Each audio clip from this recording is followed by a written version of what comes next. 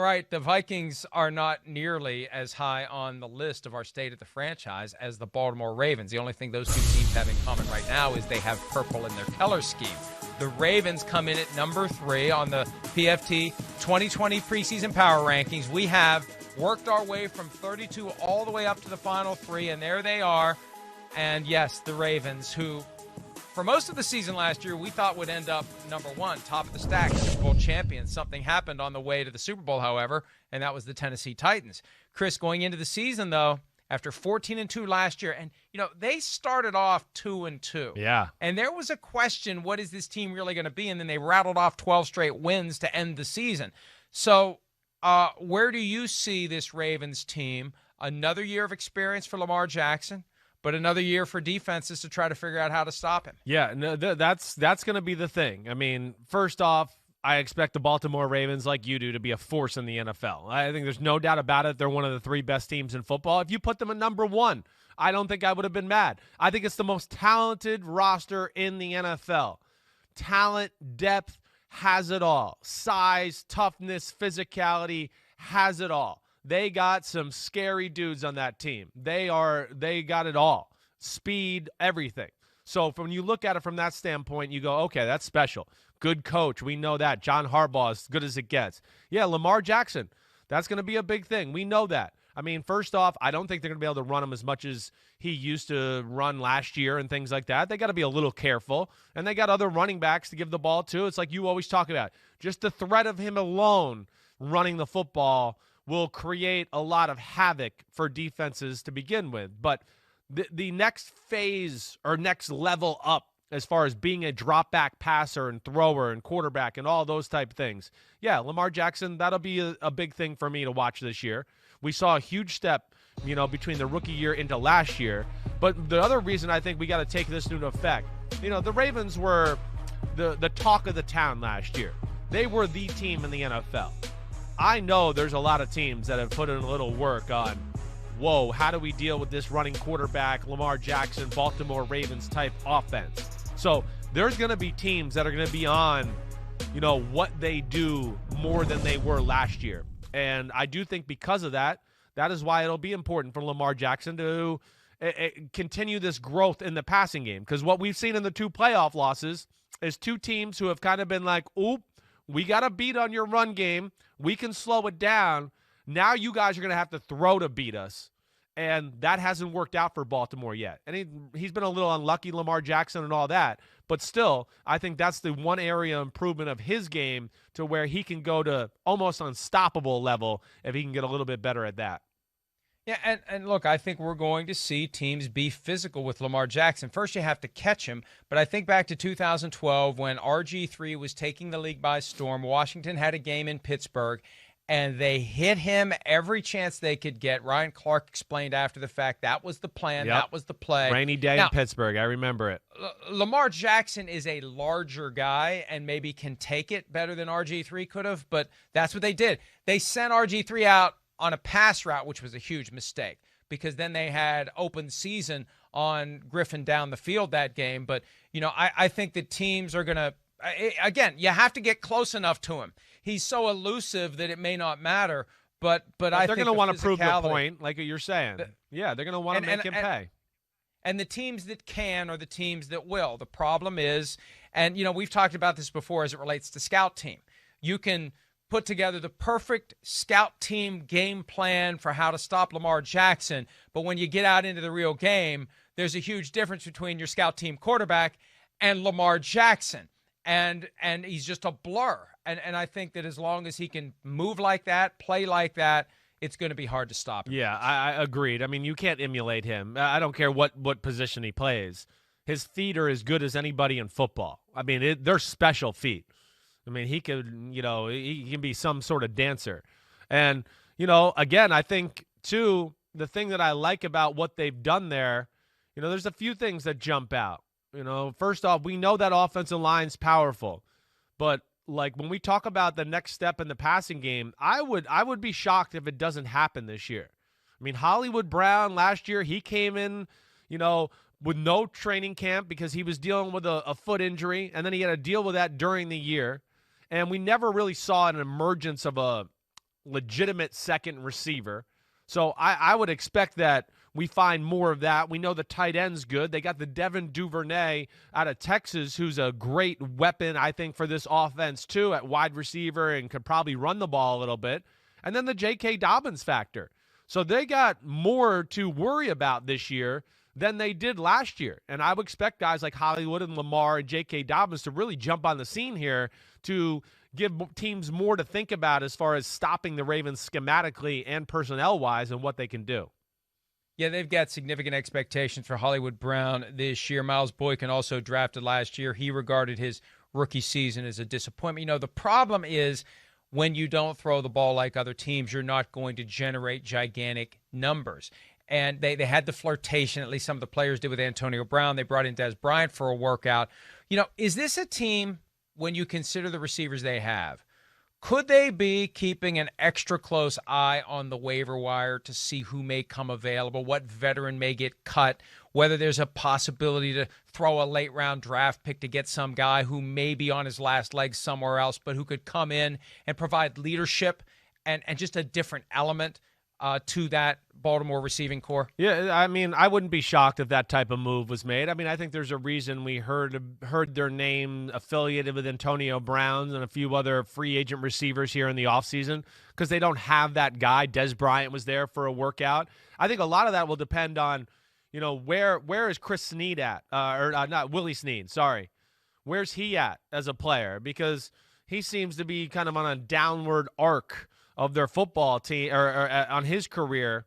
And I just don't know who that second guy is going to be for their offense. So, yeah, does a Miles Boykin, who you mentioned, does he step up during training camp? This is what stinks about no preseason, because we'd usually have these context clues to where we'd start going, whoa, preseason game number 2, that guy was in with the first team, and, oh, they designed a few plays for him. He must be impressing in camp.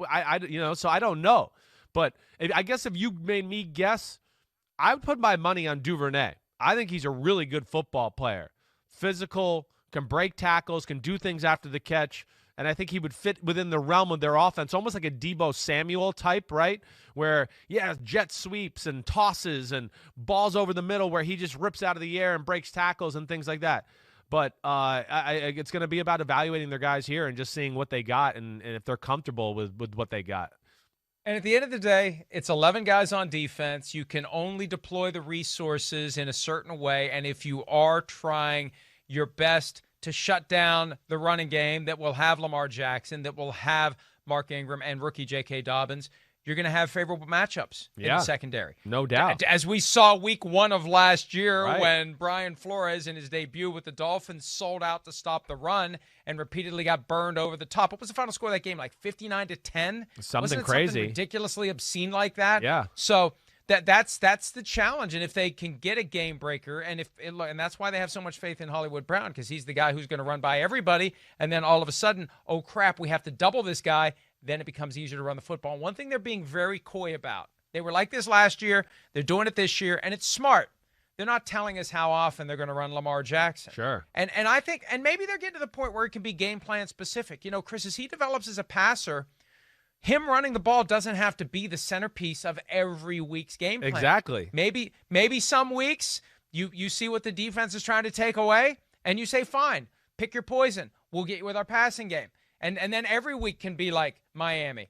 Or they start loading up to stop the pass, and then you can unleash the run. I mean, that's ideally where you want to be as an offense, where you can do both so well that you've got every defense scared crapless, and they guess wrong about what they're going to try to take away that week, and you just hit them with the other thing. Yeah, no, I mean, they can put you in a bind, this football team. And we haven't even talked about their tight ends. They got phenomenal tight ends, too. So they can get in these sets where they can overpower you physically in the run game, but yet have speed at receiver and things that can run by you and be scary that way. And, hey, there was a number to what you're saying, Mike. I mean, go back and watch Lamar Jackson's highlights last year. There's a number of touchdown passes he throws. People are wide open. And that's because of the threat of him running and their running game. And defenses are handcuffed because it's such a weapon and what they can do with Lamar Jackson in the running game that it handcuffs defense to have to play things that they don't want to play. Like, they don't want to put two safeties, 6 feet from the line of scrimmage like the Dolphins did. Or think about the Buffalo Bills game up there in Buffalo. He threw a long post down the middle there. Wide open touchdown. Because the safeties were so worried about the run game and getting gashed with that it's like, oh, wait, I forgot. This guy can throw 60-yard lasers. So the threat to what you always say is really the big thing. The threat of him running. It's not about he's got to run it 15 or 20 times a game. It's just about, we think he could do that. And now, because of that, we're going to have to play certain defenses because we don't have enough people to fill all the gaps to stop these run schemes that Baltimore does. If you're a defensive coordinator, which offense creates more headaches for you? Baltimore with that run-based attack that can pivot to passing, or the Chiefs where you have to deal with the play that's called and the play that Patrick Mahomes comes up with on the fly when that play falls apart? Yeah, it's brutal, and brutal is what that is, trying to figure those. I think as a defensive coordinator, I would think you would have more issues schematically with Baltimore because of just so many personnel sets, different formations, guys going different ways. Kansas City, it's of course Andy Reid's always going to have a few wrinkles, but it's also just more about the players and his aggressiveness in his play calling, not necessarily where teams are like, oh, gosh, I don't know what they're going to do, or I've never seen this formation or anything like that. It's more about the packaging, I guess I should say, in Kansas City. So I would think Baltimore gives more headaches to defensive coordinators. Wasn't it the Titans that eventually conceded in the postseason? We're not going to get Patrick Mahomes, so don't even bother blitzing. Yeah. I mean, I wonder how much this year we're going to see that chess match where maybe you don't send, maybe you drop 8 guys into coverage, right? I mean, remember last year going into the season, the evolution of Mahomes was to be patient because they're going to take away everything deep. What if they just decide they're going to take away everything? What if they do like the Patriots did to the Rams in Super Bowl 36 and consistently drop 8 guys into coverage and just concede? Because we know and I know it's supposed to be about the Ravens, but I'm fascinated by this possibility as we speculate on what defenses are going to do. I just wonder whether or not they're just going to accept the fact we're not going to catch the guy. And he's better when he's running around with his hair on fire. He seems to throw the ball more accurately and with more velocity when he's caught in a trap. Let's just let him stand back there in the pocket and cover all of his receivers, and he doesn't have anything. Yeah, well, I hear you, and there's teams that have done that and have had success. I mean, that's why the Chargers had success 2 years ago. It's why the Colts beat them in the regular season last year. It's why the 49ers gave them a tough time for 3.5 quarters. It's all that same scheme. It was a Seattle scheme. Let's rush 4. Let's drop 7. You're saying let's drop 1 more guy into coverage, and you're right. That's going to cause some issues. The big thing there would be like Andy Reid. Hey, you got Clyde Edwards-Helaire. You got to be maybe a little more patient with the run. And then the other thing is this, Mike. I don't think you could live doing that to Mahomes because like a Brady or an Aaron Rodgers, he's so smart. He's going to say set hut. He's going to pull away from the center. He's going to realize, whoa, they're only rushing 3. Coaches told me when they rush 3, take my time. Don't make any quick decisions. They only got 3. I got 5, maybe 6 guys blocking these 3. Plus, we know how patient and good he is in the pocket at drawing people in and then stepping up or making a move. And to me, that's where if you've dabbled in that too much, he is going to compromise you at some point to where, okay, now the 3 didn't get there. He's attacking the line of scrimmage. Wait, is he going to run? What's he going to do? Oh, I think he's going to run. Let me run up and tackle him. Zoom. Oh, no, he threw a laser right by my head to Travis Kelce for a 20-yard gain. He'll manipulate coverages and be more patient. I think he's just that kind of a Zen master to where it won't affect him. Yeah, I agree with you there. And, again, both teams are going to give defenses a handful every game all year long. Let's get back to the Ravens. Let's talk about their defense for a little bit. Woo. They cut Earl Thomas, and who knows whether or not they missed a beat because they haven't had any preseason games along with everyone else. Is Deshaun Elliott ready to step in and fill that role? Yeah. The team apparently thinks so. They wouldn't have cut Earl Thomas. No, I think that kind of says it all. Exactly right. And I think between Deshaun Elliott, who's got some talent, certainly. I mean, he really does. Got size, got a little range. I watched him at Texas. I think between him and then the fact that you got a guy like we talked about last week a little, Jimmy Smith, who could be that make that Charles Woodson, Rod Woodson corner to safety type transition where, yeah, maybe he can't run the way he could, but he's bigger. He's a pretty good tackler, and maybe they can put him in those positions too if they don't feel totally comfortable with Deshaun Elliott there right away. But, yeah, I mean, Baltimore's too smart. We've heard they were clamoring already, some of the players, to bench Earl Thomas and play Deshaun Elliott more, and I don't think they would have gotten rid of Earl Thomas unless, they really felt like, hey, we can survive without this guy and our defense will be totally fine, which I expect it to be. Now, what if I told you that the Ravens were in on Yannick Ngakoue? Hypothetically, what if I told you? I wouldn't be shocked by that. I wouldn't be shocked. I mean, the Ravens are always looking to, what do I want to say, pillage the biggest, baddest dudes on the planet every year. I mean, that's what they do. It's just the Ravens are one of those teams, when you see them in person, you go, holy crap. Now I understand why you guys have been pushing around people for the last 15 years, and everybody's scared to death of you guys. They are size and physicality and attitude, and that's what so I wouldn't be shocked by that. If there's one little issue they have on their defense, Mike, it is they don't have a top-tier pass rusher. I think that's that would be maybe my one thing I would say there. So let's take it a step farther then. Yeah. Because there's still a pass rusher available, right? And I know. I don't know what the hell's going to happen with Jadeveon Clowney, but could you imagine if that's where he ends up going? He would be like, I mean, he's made to play for the Ravens. That's, I look at that and that's why even the Seattle way, it fits his style. But yeah, just another big physical freak out there. And the Ravens, they're growing on trees. I don't know if they can afford him. I know the Ravens aren't in the best salary cap spot, but yeah, either way, they're going to be fine because Wink Martindale is unbelievable at dialing up blitzes, being creative. And then the big thing is, Mike, they probably got arguably the best duo corners in football, right? It's them, the Patriots, maybe the Dolphins are in that conversation now with their guys. You have that with a creative scheme, size up front, Calais Campbell to get in the mix now, Patrick Queen, a middle linebacker who's going to be flying all over the field, first rounder out of LSU. They improved their team. Their team is awesome, and I would argue they were one of the teams that won the offseason this year too. The reality, and you mentioned the Titans, how does that factor into their approach to this season when they have as their most recent memory from playing a game that they got their butts kicked defensively? Yeah. All the great stuff they did all year long, it gets thrown away in one fell swoop. Yeah, it's crushing. I'm sure it's still on their mind and bothers them. I mean, yeah, they were set up to win the Super Bowl. I have a hard time thinking the Ravens are going to sit here and emulate 14-2 again, Mike. I don't know about you. I could see more of almost a Chiefs way to the Super Bowl this year, where, hey, okay, yeah, this second year, we're in the playoffs, we're one of the top few seeds, but we're not the number one seed this year, and now we make a run to the Super Bowl. I wouldn't be shocked if that's the way it goes this year. I don't expect Baltimore to be 14-2. I think that division's going to be better. That's going to give them a few more losses.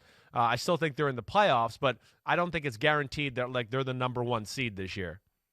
And look, you know how it's going to go. And as they get closer and closer to the playoffs, as they get ready for that first playoff game, whether it's wild card round or divisional round, we're going to hear it over and over again. Can they finally win a playoff game with Lamar Jackson, a quarterback? And as they continue to lose in the first playoff game they have, that's going to get louder and louder like it did for the Bengals when they were one and done 5 straight seasons. All right, best case, worst case for the Ravens this year. I mean, they can win the Super Bowl. I don't have any doubt about that. I mean, you sit here right now, I think I'm with you. I expect it to be Kansas City and Baltimore in the AFC Championship game, more than likely than not. And the worst case is like a 7 seed. I don't think it could get much worse than that. Worst case is it's 10-6 in the tough division. The Steelers and the Browns all were good this year, but they still got in and are still one of the better teams in football and have a chance to go on a Super Bowl run. Yeah, I agree with you. Best case, win the Super Bowl. Worst case, another one and done, which really is worst case. I think Is it better to not make the playoffs than to have another one and done? I hear you, because it's definitely going to add to that conversation. You're right. I mean, really, ultimately, yeah, it probably would be. If you knew you were going to go one and done, you'd rather not go, because you're right. Now you're going to go into that fourth year, and that's all anybody's going to talk about. You know, John Harbaugh and Lamar Jackson can't win a playoff game together. They can't win a playoff game. Lamar Jackson can't win a playoff game. What's the matter with him? Why can't he do it? I mean, that's all they'll hear if that happens again this year. Hi, I'm Mike Tirico, and thanks for watching. Make sure to hit subscribe for the latest news and highlights from NBC Sports.